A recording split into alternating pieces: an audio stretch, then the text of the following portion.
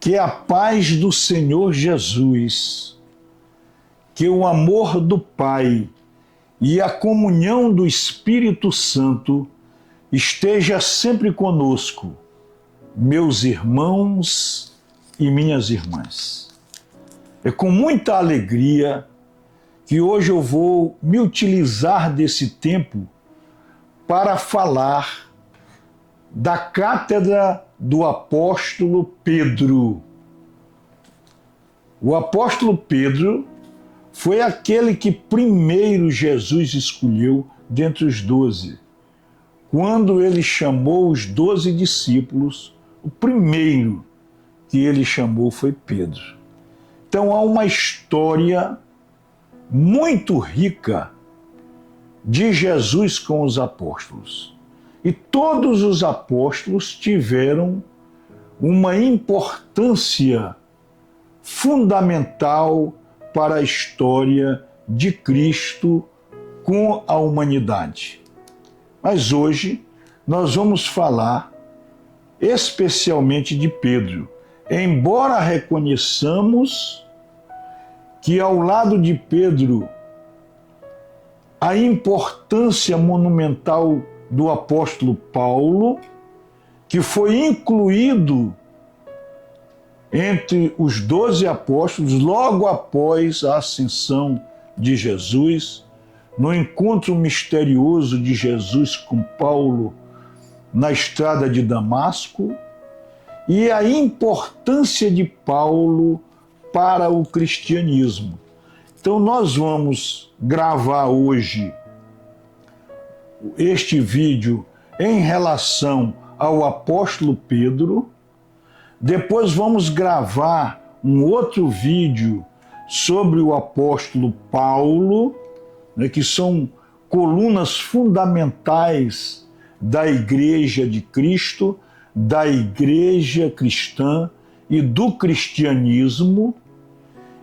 E também vamos gravar outros vídeos referentes a grandes personalidades da história de Jesus Cristo, o Salvador, com a humanidade.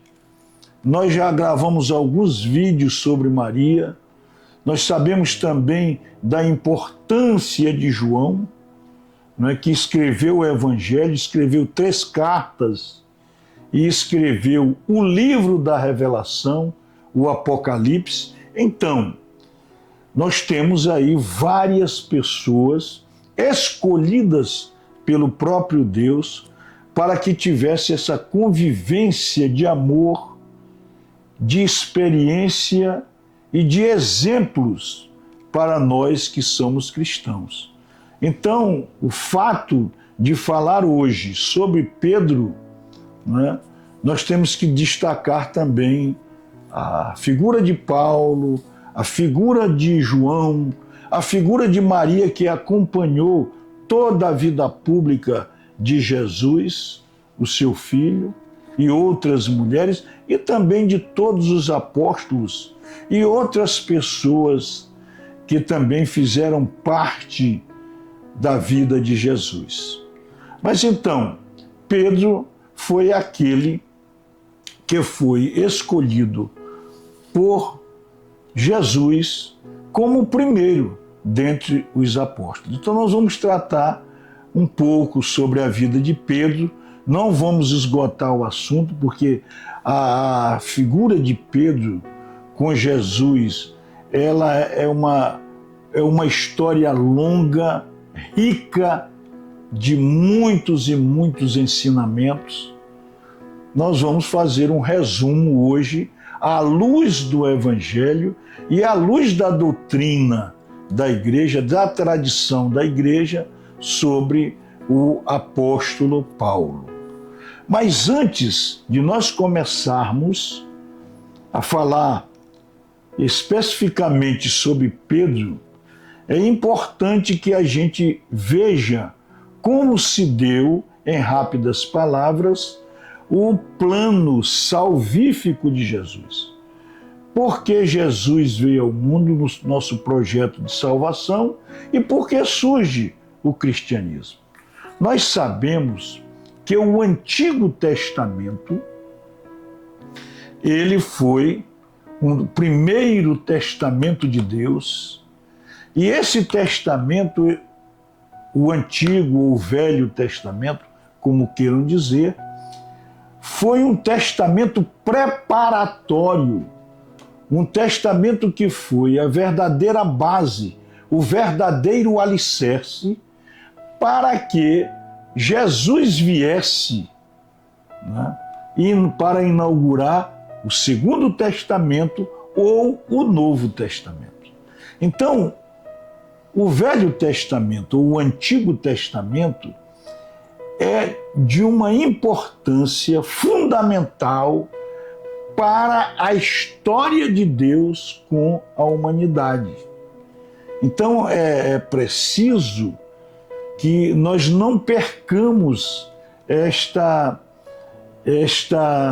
grandeza, nós não esqueçamos esta grandeza do Antigo Testamento, né, como testamento, né, de Deus para conosco. Então, o Antigo Testamento, que narra a relação de Deus com o povo eleito e os demais povos, incluindo aí os pagãos, os gentios, né? Este Antigo Testamento, ele é um testamento muito rico, e ele é como se fosse a estrada, a preparação para a vinda de Jesus. Então, o plano de Deus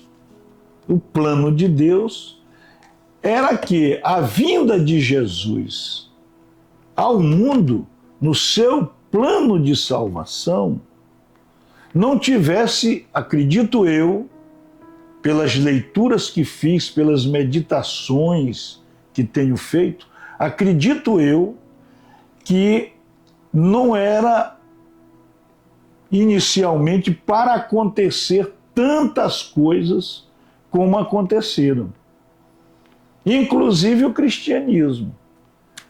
Se nós verificarmos o Antigo Testamento, nós não tínhamos a previsão de que Jesus não fosse aceito como ele não foi pela humanidade e inclusive pelo povo, né, eleito pelo povo de Israel. Então quando Jesus chega ao mundo, da maneira como é narrado nos primeiros capítulos do Novo Testamento, através dos evangelhos, principalmente do evangelho de Lucas e de Mateus, mas o de Lucas é mais preciso na narrativa que eu vou fazer, quando Deus escolhe Maria como aquela que iria gerar no seu ventre o Salvador. E é importante nós não esquecermos que todo o projeto de Deus, todo esse plano de salvação de Deus para com a humanidade, para conosco, é um plano em que visa nos promover. Primeiro, ele veio através da promoção da humanidade. E a pessoa escolhida para que esse plano fosse executado, primeiramente foi a figura de Maria, mãe de Jesus. E nós já gravamos alguns vídeos sobre isso, e há uma narrativa muito conhecida na humanidade sobre Maria. Então, quando Jesus veio ao mundo, ele vem com a preparação do próprio Deus. Ou seja, nós, no Antigo Testamento, já havia todo esse alicerce, essa base para a vinda de Jesus. E quando Jesus vem ao mundo, como nosso Salvador, a história é de que ele não foi aceito. Ele não foi aceito, ele não foi reconhecido. E isto direciona a história para um outro rumo, que não era o rumo que Deus queria. Então, um mundo que foi preparado por Deus para nós, a partir de Adão e Eva, era um mundo que não existia o pecado e nós viveríamos aqui. O paraíso. Com a entrada do pecado, houve uma mudança no curso do plano de Deus. E a vinda de Jesus, preparada, como já disse, pelo Antigo Testamento, pelos profetas, pela Torá, não é? Pelos livros das Escrituras Sagradas, Jesus viria para reparar todo o pecado e veio para isso e cumpriu a sua missão rigorosamente. Mas a vinda de Jesus foi uma vinda de muita dificuldade para Jesus. Jesus veio como Salvador, como amor, como fé, como esperança, e encontrou na nossa humanidade a resistência. Então, o plano de Deus, que era para a vinda de Jesus haver uma continuidade, sem nenhum incidente do Antigo Testamento, acabou ocorrendo uma divisão. Porque Jesus, pela perseguição que ele teve, pela rejeição que ele teve, naturalmente, Jesus teve que tomar algumas decisões. E uma das decisões que Jesus tomou foi exatamente criar uma igreja, inaugurar uma igreja. Porque quando ele veio, existia o judaísmo, que no plano de Deus era para continuar o judaísmo. Mas o judaísmo rejeitou Jesus. Tanto é que nós vamos ver nos evangelhos que os fariseus, os saduceus, eles procuram, de uma forma ou de outra, desqualificar. Eles procuram, não é, incriminar Jesus. E aí surge, pela vontade de Deus, pelo poder de Deus, uma igreja, que é uma igreja nova, uma igreja nascente. E eu falo tudo isso porque nós vamos falar de Paulo. E Paulo é a pessoa que Jesus escolheu para inaugurar esta nova igreja. Então, o cristianismo, a igreja de Cristo, ela nasce exatamente por uma necessidade, para que o plano de salvação de Deus, ele se consume, para que ele se realize plenamente. Para isso, Jesus teve que fundar a sua igreja. Ou seja, Jesus, a pedra que foi rejeitada, a salvação que foi rejeitada, a sua mensagem que foi rejeitada, o seu amor doado que foi rejeitado, ele se tornou a pedra angular, a pedra fundamental da inauguração do seu projeto de salvação com o cristianismo. Isto é fundamental nós dizermos isso, porque Pedro vem ser a pessoa escolhida por ele, para que ele anuncie e para que ele entregue a Pedro. Ele entrega a Pedro a responsabilidade de Pedro conduzir este processo. O nosso vídeo, ele tem o nome da Cátedra de Pedro. O que é a cátedra? Cátedra quer dizer cadeira. Então a Cátedra de Pedro é a cadeira do ensino, é a cadeira do sumo pontífice, é a cadeira professoral, ou seja, é a cadeira daquele que vai ser o responsável pela igreja nascente, pela igreja criada pelo próprio Cristo. Então, essa história de Pedro com Jesus, ela já começa nos seus primeiros momentos da vida pública de Jesus. Quando Jesus inicia a sua vida pública, dá os primeiros passos na sua vida pública, ele vai encontrar-se com João Batista.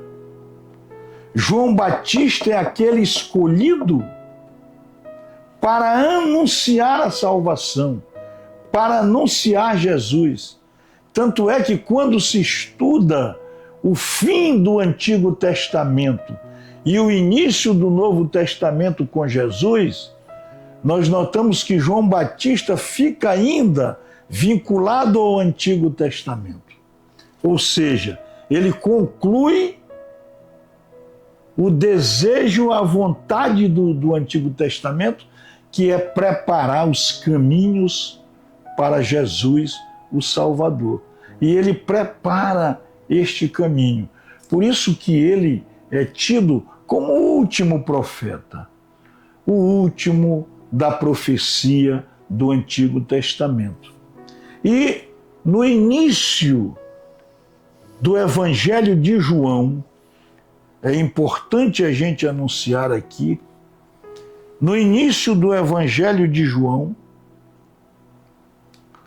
nós vamos ver que João Batista identifica Jesus como o Cordeiro de Deus. Eis o Cordeiro de Deus que tira o pecado do mundo. João Batista já define, em poucas palavras, o que Jesus é e o que ele veio fazer. Ele é o Cordeiro de Deus e tem a missão de tirar o pecado do mundo, de realizar o plano de salvação de Deus. Então aqui, no primeiro capítulo do Evangelho de João, nós vamos ver no versículo 36 do primeiro evangelho, do primeiro capítulo do Evangelho de João, ele dizendo assim: vendo Jesus que ia passando, disse João Batista, este é o Cordeiro de Deus, que tira o pecado do mundo. André, irmão de Simão Pedro, que Jesus vai escolher como seu apóstolo e o chama primeiro do que os demais. André, ouvindo isto, diz para Pedro, meu irmão Simão, eu conheci o Messias.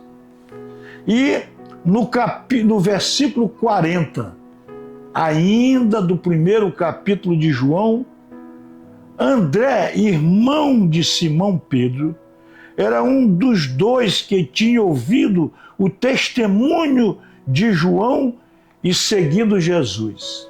Ou seja, antes Jesus havia se encontrado com João e André estava presente com outro discípulo.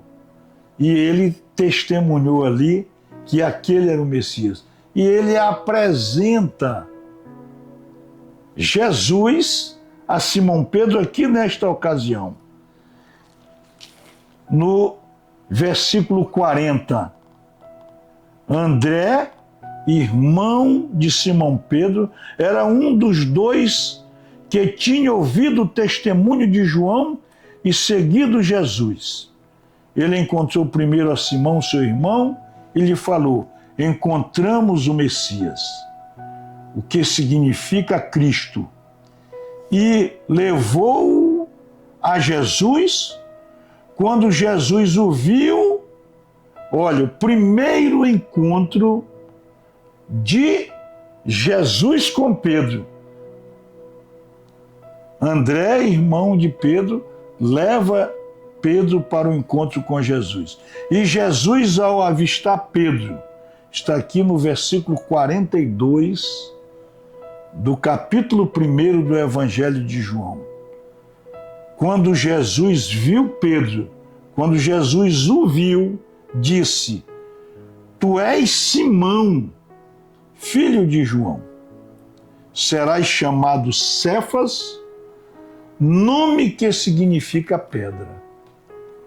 No primeiro encontro de Pedro com Jesus, Jesus já o identifica, dizendo que ele é o filho de João.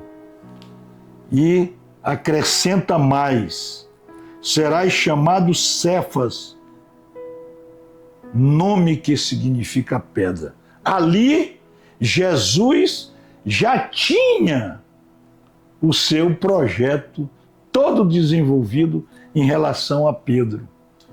Porque é muito interessante, meus irmãos e minhas irmãs, no estudo das Escrituras Sagradas, a gente procurar interpretar e conhecer a palavra. Muitas vezes nós precisamos de pessoas que têm revelação do Espírito Santo e que nos ajudam a compreender a palavra. Eu, às vezes, cito muito Santo Tomás de Aquino, cito Santo Agostinho, porque eles tiveram, além de outros, a inspiração do Espírito Santo para ver o sentido, o alcance da palavra de Deus. Por isso que é importante a tradição. A tradição, ela revela o quê? Tudo o que a Escritura não diz, mas ela tem a tradição como raiz a própria Escritura Sagrada.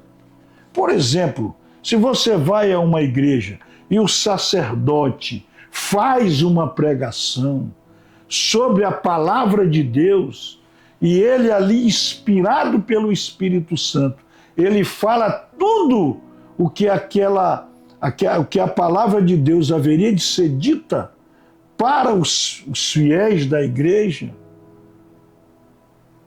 O que acontece aí? Esta pregação, ela também é a palavra de Deus. E é isso que nós chamamos de tradição. Ou seja, aquilo que é irradiado de Deus e que não está necessariamente escrito na Bíblia, mas ela tem como raiz a palavra de Deus. Ela não é heresia, ela não é invenção. E Santo Tomás, ele diz uma coisa importante. Quando eu estudei em Santo Tomás o mistério da Santíssima Trindade, lá Santo Tomás disse que o nosso Deus, estudando Deus, Deus sabe de tudo. O que acontecerá no futuro. O Deus, ele não é um ser temporal.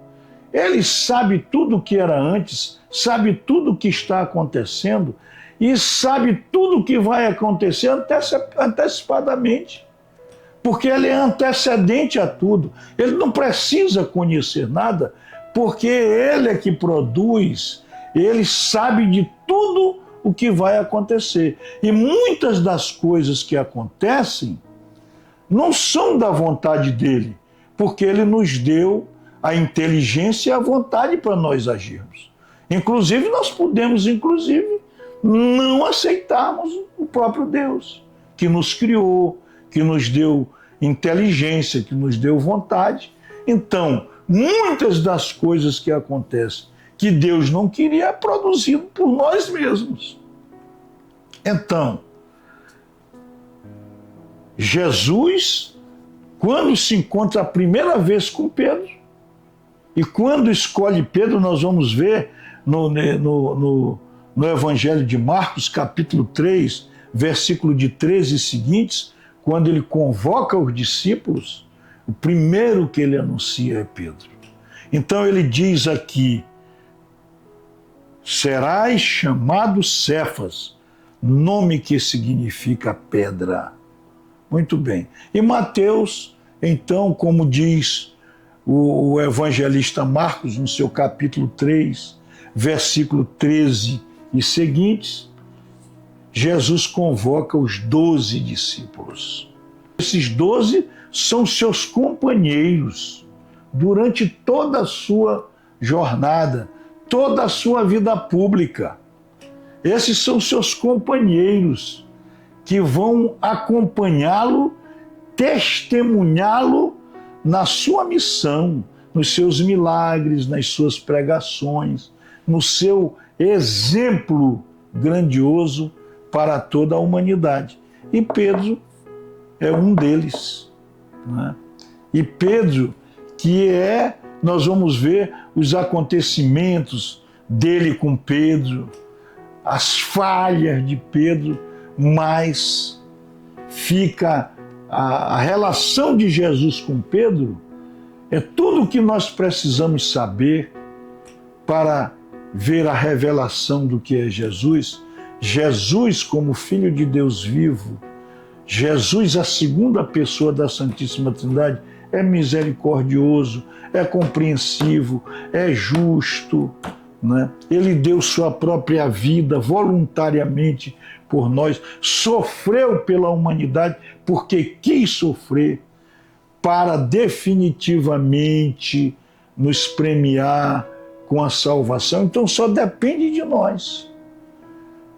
Jesus já fez a sua parte. Jesus já fez a sua paixão. E nós precisamos fazer a nossa. Nós vamos ser salvos não porque nós merecemos, mas pela graça de Deus. Mas nós temos que fazer as boas obras. Nós temos que perseverar na busca de Deus, né? E isso é que vai nos habilitar à salvação. Muito bem.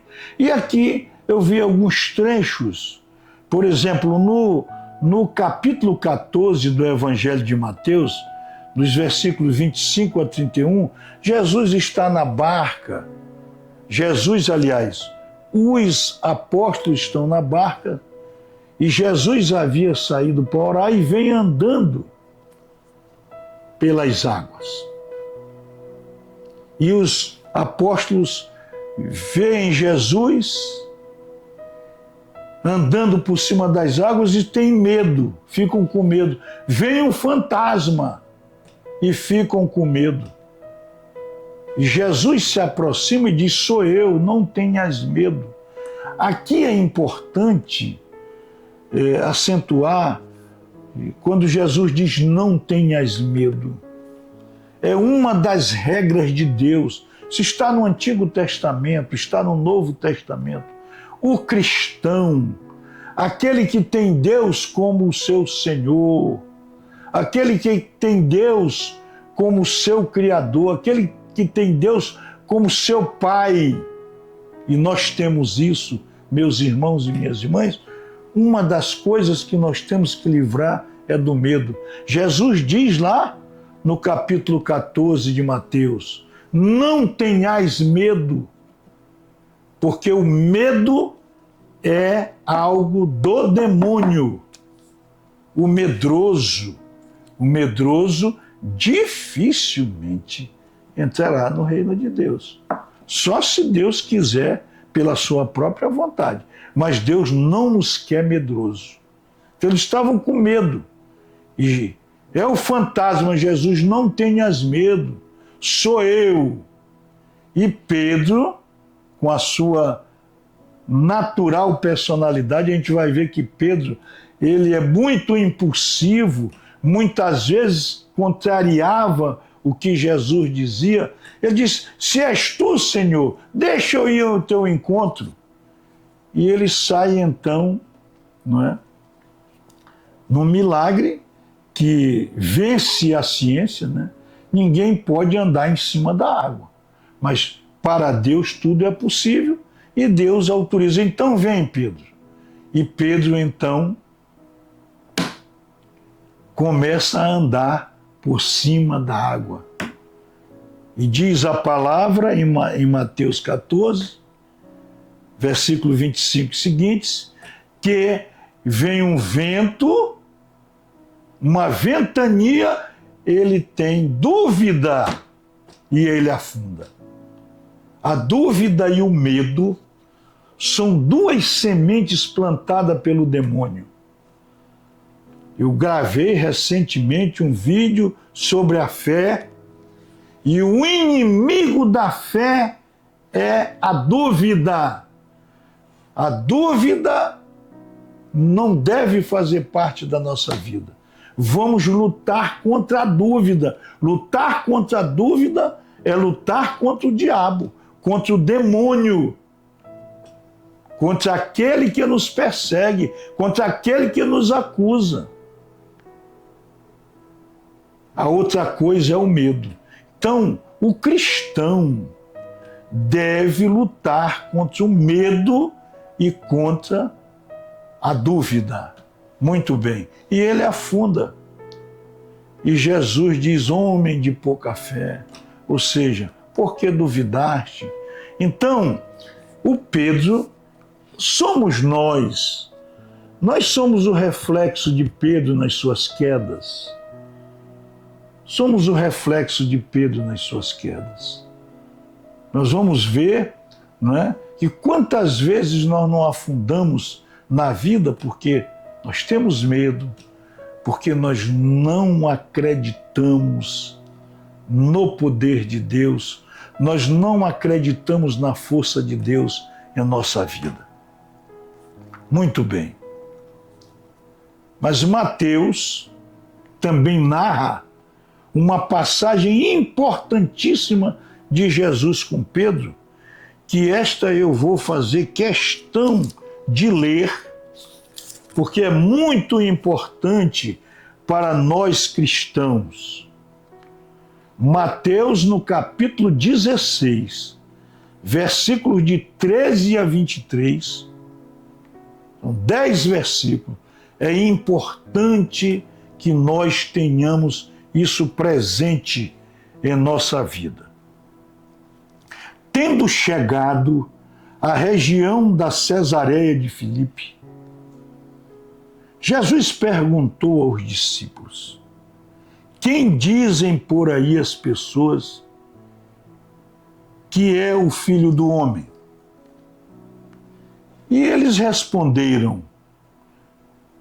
Jesus estava ali com os discípulos na Cesareia de Filipe e pergunta: que dizem por aí as pessoas que é o Filho do Homem? E eles responderam: uns dizem que é João Batista, outros que é Elias, outros, enfim, que é Jeremias ou algum dos profetas. Então Jesus lhes perguntou: e vós mesmos, quem dizeis que eu sou? Simão Pedro interveio e respondeu: Tu és o Cristo, o Filho de Deus vivo. Jesus retomou a palavra e declarou: És feliz, Simão Barjona, pois não foram a carne e o sangue que te revelaram isso, mas meu Pai que está nos céus. Pois também eu te digo, tu és Pedro, e sobre esta pedra edificarei a minha igreja, e as forças do inferno não prevalecerão contra ela. Eu te darei as chaves do reino dos céus. Tudo o que ligares na terra será ligado nos céus, e tudo o que desligares na terra será desligado nos céus. Isto aqui é fundamental. Aqui está a decisão de Jesus, da criação da sua igreja. A igreja de Cristo nasce aqui, nesta narrativa, e nós vamos aqui fazer algumas rápidas considerações que são fundamentais. Quando Jesus diz: Pois também eu te digo, tu és Pedro, e sobre esta pedra edificarei a minha igreja. Primeira coisa, ele diz: Pedro, tu és pedra, e sobre esta pedra edificarei a minha igreja. Primeiro ponto. Muitos dos exegetas, os antigos, entendiam que a pedra era Pedro. Inclusive, o Santo Ambrósio, que foi aquele que ajudou na conversão de Santo Agostinho, entendia que a pedra que se refere ao Evangelho era Mateus, era Pedro. E Santo Agostinho, seguindo inicialmente o ensinamento de Ambrósio, que inclusive Ambrósio era bispo da igreja de Milão, inclusive ele batizou Santo Agostinho. Diz a vida de Santo Agostinho que a mãe dele, a Mônica, Santa Mônica, o convenceu para ir para Milão, para ouvir as pregações, seguir os passos de Santo Ambrósio, e ele se convenceu de que Jesus era o Salvador, Jesus era o caminho, a verdade e a vida, e se converteu. Então Santo Agostinho defendia inicialmente que a pedra a que Jesus se referia era Pedro. Mais tarde, ele se retrata e diz que a pedra é Jesus. Jesus, a pedra que foi rejeitada, tornou-se a pedra angular. Então, isso é um ponto. A pedra é Jesus. Quando Jesus diz: Tu és pedra, e sobre essa pedra edificarei a minha igreja, né? Ele diz: a pedra sou eu, Jesus. Mas Santo Tomás de Aquino, no século XIII, Santo Tomás faz uma pequena correção a isso. Santo Tomás diz que Jesus, ao chamar Pedro, ele não chamou, ele não disse isso para os demais discípulos. Ele escolheu Pedro. Aqui, a igreja, ela tem uma chefia, um comando de uma pessoa. E a primeira pessoa foi Pedro. Então a igreja, ela é monárquica. Ou seja, uma pessoa dirige a igreja. Uma pessoa é responsável pela igreja. E a primeira pessoa foi Pedro. E ele diz também aqui no texto: eu edificarei a minha igreja. Ele não diz, eu edifico. A igreja já está criada agora. Eu edificarei a minha igreja. Ou seja, Pedro, né, com todos os seguidores de Jesus, vão construindo a história da igreja. Então, nós que somos membros desta igreja, nós construiremos essa igreja. Essa igreja é responsabilidade nossa. Nós temos o Papa, que é o Pai, né? O Papa, que significa dizer Pai, né? Que significa dizer o grande responsável, o patriarca da igreja, aquele que comanda a igreja. Né? Aí a origem tanto grega, com a palavra papas, que quer dizer pai, patriarca, como papa, também a língua latina consegue, como aquele que é pai, aquele que é responsável. Então, eu edificarei a minha igreja. E diz mais, meu irmão, meus irmãos e minhas irmãs. E as forças diabólicas ou as forças do inferno não prevalecerão sobre ela.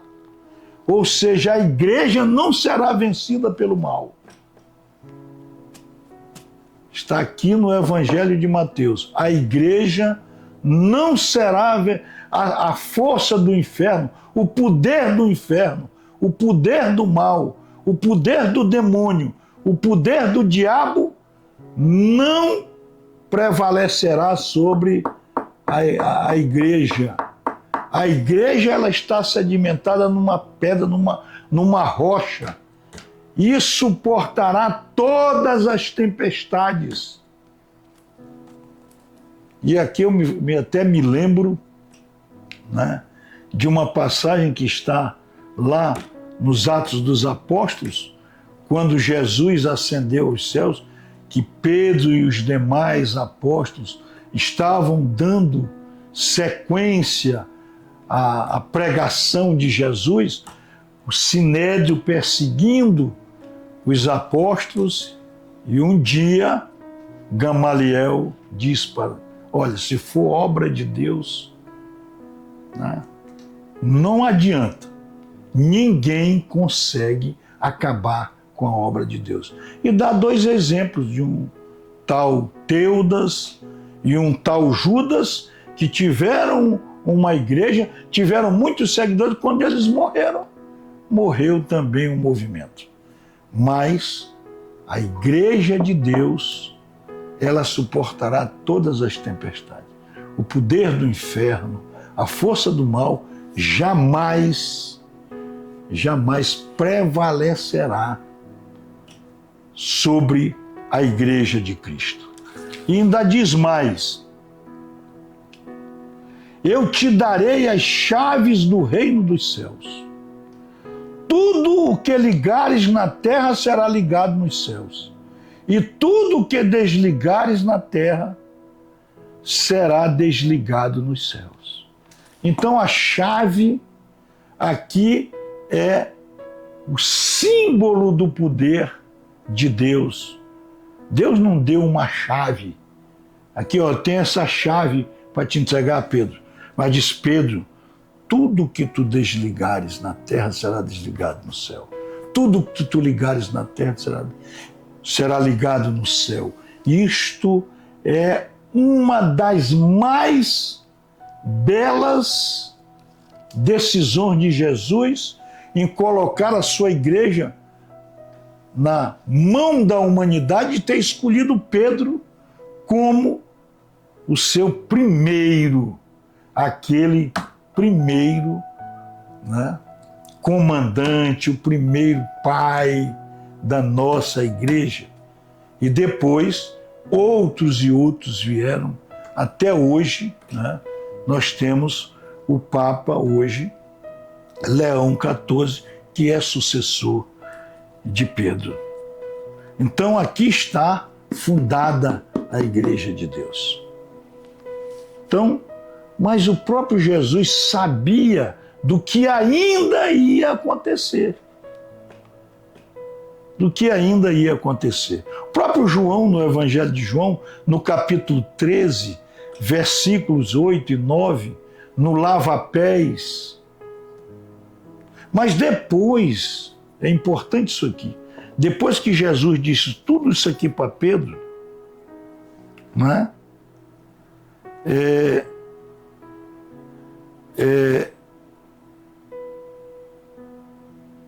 Ordenou então aos discípulos que não dissesse a ninguém que ele era o Cristo. Eles não falarem para ninguém que ele era o Messias, que era o Cristo, Filho de Deus. Olha, logo após isso, Jesus começou a revelar aos seus discípulos, aqui do versículo 21 e seguinte, do capítulo 16, Jesus diz assim, a partir desse momento, o Evangelho diz, Jesus começou a revelar aos seus discípulos que era necessário ir a Jerusalém, padecer muito da parte das autoridades judias, dos sacerdotes e chefes e mestres da lei, e etc., e que ia ser condenado à morte, mas no terceiro dia ressuscitaria. Pedro o chamou à parte, começou a demonstrá-lo, dizendo, Deus te livre disso, Senhor, isso não te poderá acontecer de modo nenhum. Mas ele voltou-se para Pedro e disse, sai da minha frente, Satanás. Estás pondo obstáculo no meu caminho, porque os teus pensamentos não são os de Deus, mas dos homens. Ora, depois que Jesus diz para ele, Pedro, tu és pedra, e sobre essa pedra edificarei a minha igreja, e esta igreja, o poder do inferno, não prevalecerão contra ela. Eu te darei as chaves do céu, o que tu ligares na terra será ligado no céu, o que tu desligares na terra será desligado no céu. E tudo isso, Pedro repreende Jesus, e Jesus o diz, né? Diz assim para Pedro, sai da minha frente, Satanás, ou seja, deixa de ser vinculado às coisas do mundo, né?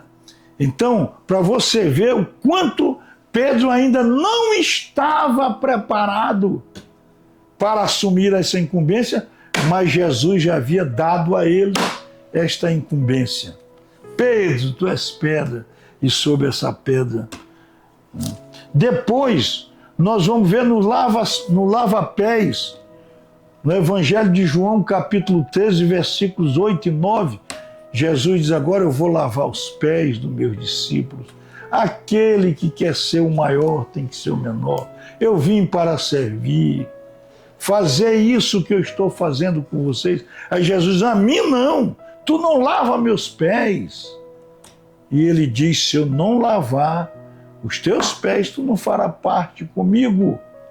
E Pedro sempre, ainda não preparado, discordando de Jesus, pois então lavo os meus pés e o meu corpo todo, etc. Então, para dizer que Jesus nos escolhe muito antes que a gente tenha pelo menos a ideia de ser escolhido. Então, Jesus escolheu Pedro e Pedro, né, ainda caiu algumas vezes. Por exemplo, Pedro nega Jesus por 3 vezes. Estão aqui nos 4 evangelhos.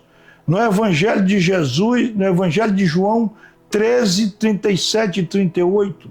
No Evangelho de Mateus 26, 33, 35. Lucas 22, 33 e 34. Marcos 14, 30 a 31. Então, nos 4 evangelhos é narrado que Pedro negou, né, Jesus por 3 vezes. Né? Então, Pedro negou Jesus por 3 vezes. E aqui eu vou citar o Evangelho de Lucas. Estou aqui no Evangelho de Lucas, né? Versículo 33, capítulo 22, versículo 33. Olha o que diz o versículo 33. Ele pergunta, Pedro lhe diz, Senhor, estou pronto a ir contigo até a prisão e a morte, porque Jesus já havia dito que ia ser preso e ser morto. Mas Jesus lhe respondeu, Pedro, eu te afirmo, o galo não cantará hoje antes que tu, por 3 vezes, tenhas negado me conhecer. Ou seja, Pedro diz isso, Jesus diz isso para Pedro, e realmente acontece. Pedro nega Cristo por 3 vezes. E estão nos 4 evangelhos.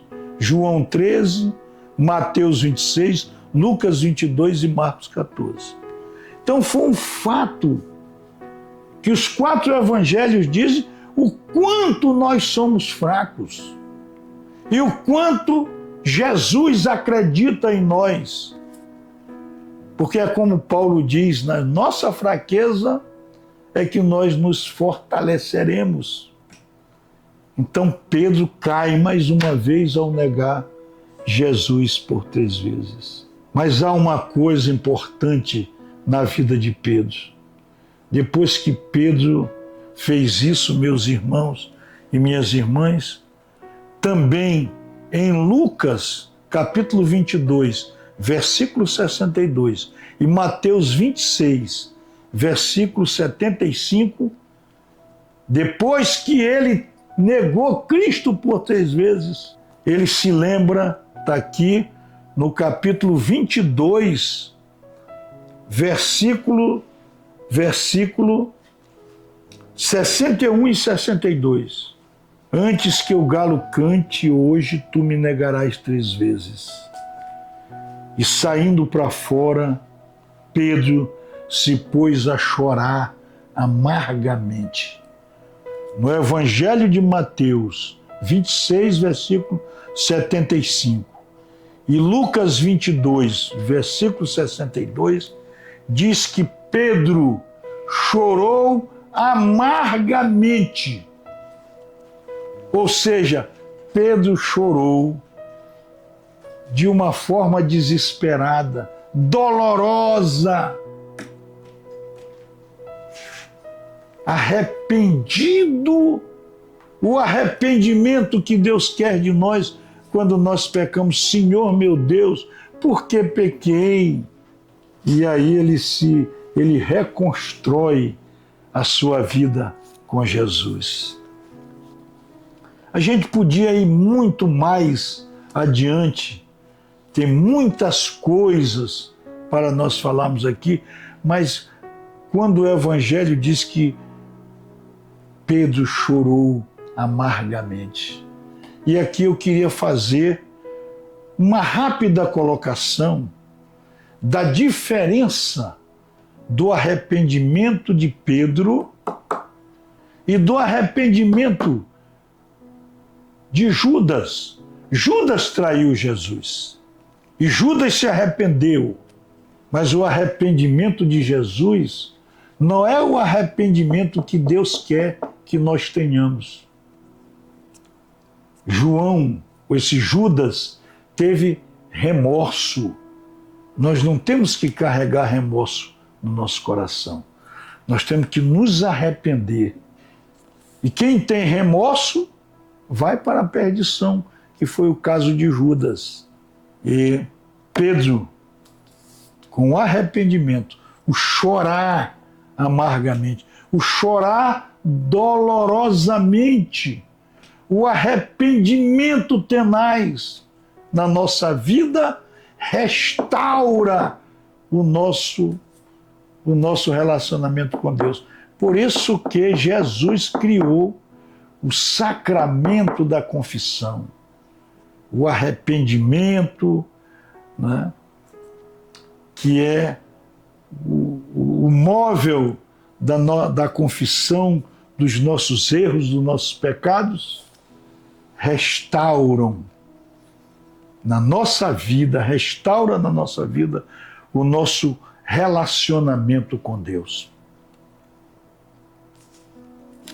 Muito bem. Passado tudo isso, isso aconteceu aqui na paixão de Jesus. Jesus passa pela flagelação, passa pela crucificação. Jesus é morto, é sepultado, ressuscitou ao terceiro dia. Depois de Jesus ressuscitado, e aqui é importante dizer do amor de Deus, no capítulo 21 do Evangelho de João,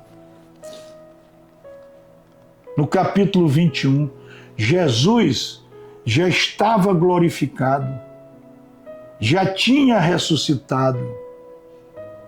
Jesus vai se encontrar com Pedro e com os outros discípulos. Muito interessante isso aqui. Jesus vai se encontrar com o discípulo, é o capítulo 21 de João. Depois disto, Jesus se mostrou novamente aos seus discípulos às margens do mar de Tiberíades. Versículo 1.